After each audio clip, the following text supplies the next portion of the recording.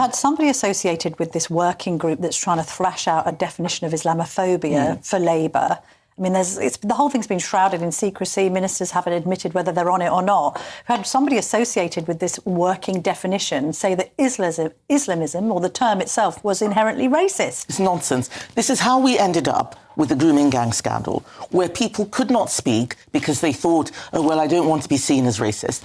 This Islamophobia definition that the government is working on is going to be a complete and total disaster. Complete and total disaster, because it's just going to create more and more of that sort of fear of people not thinking that they're allowed to say anything because they don't want to get into trouble.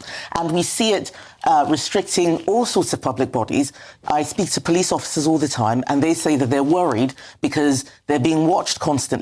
They don't know when they can go in and when they can't, because the law is, is often confusing. Expectations are confusing. Yeah. This definition of Islamophobia will make things worse. Although many will say this all bubbled up under the Conservatives. David Cameron had an opportunity to prescribe the Muslim Brotherhood back in 2014.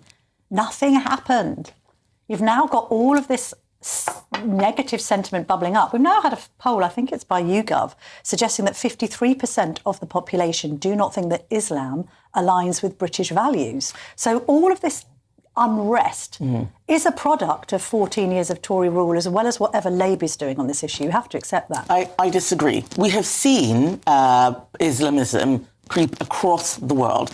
And David Cameron did prescribe other groups. But not the Muslim Brotherhood, which many campaigners, including on your side, say is absolutely key to cracking down on some of the madrasas and mullahs in this country. We could have a totally separate show on why or why not it was not prescribed. That's David Cameron. The Conservative Party is under new leadership. What I'm saying right now is that we need to crack down, particularly on immigration, that is allowing many people with a criminal background to come into the country, many people with ideas that are not compatible with British values to be here, and then they use a lot of our legislation, definitions of Islamophobia, etc., to cover themselves. We need to keep our eyes open. We never had this definition over 14 years in government. We were quite serious about what the problem was. There would have been, decisions made for all sorts of security reasons about who and who not to prescribe. There would have been advice on that. Yeah. But right now, what we see is, a grooming gang scandal, for example, that showed that a lot of stuff is happening under the radar